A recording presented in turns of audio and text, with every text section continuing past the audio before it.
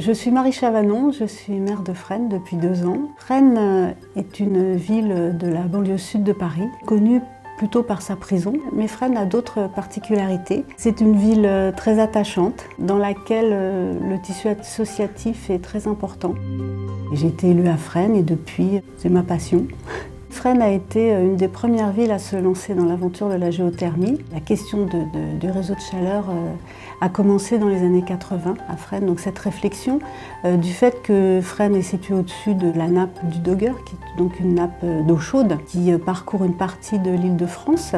Et donc dans les années 80, avec le choc pétrolier, l'inflation qui était assez forte, l'équipe municipale de l'époque a commencé à réfléchir donc à installer et à construire ce réseau de chaleur à partir d'un forage qui à l'époque était un doublet. C'était vraiment une aventure parce que d'un point de vue technique, c'était pas évident. Aujourd'hui, on est rentré dans une deuxième phase de développement et de nouvelle exploitation. Nous avons fait forer un 3e puits pour pouvoir augmenter notre capacité.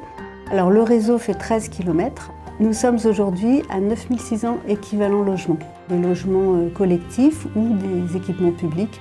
Donc aujourd'hui, le pourcentage d'énergie renouvelable dans notre mix énergétique est de 54%. Nous complétons avec du gaz. Nous avons complètement banni le fioul. Le côté génial de la géothermie, eh bien, c'est une ressource renouvelable puisque la température de l'eau que nous puisons n'a pas varié depuis 30 ans. Et la pression non plus, c'est toujours disponible. Ça nous permet donc d'avoir un air meilleur à Fresnes. La ville de Fresnes a toujours associé ses habitants, ses abonnés donc à la gestion et aux décisions qui concernaient ce réseau. Et aujourd'hui, nous avons un comité des abonnés et des usagers qui travaillent avec la municipalité, avec les élus, sur l'avenir de ce réseau. Ils voient que leur facture a baissé ou au moins n'augmente pas. Nous avons élaboré un schéma directeur en concertation avec nos usagers.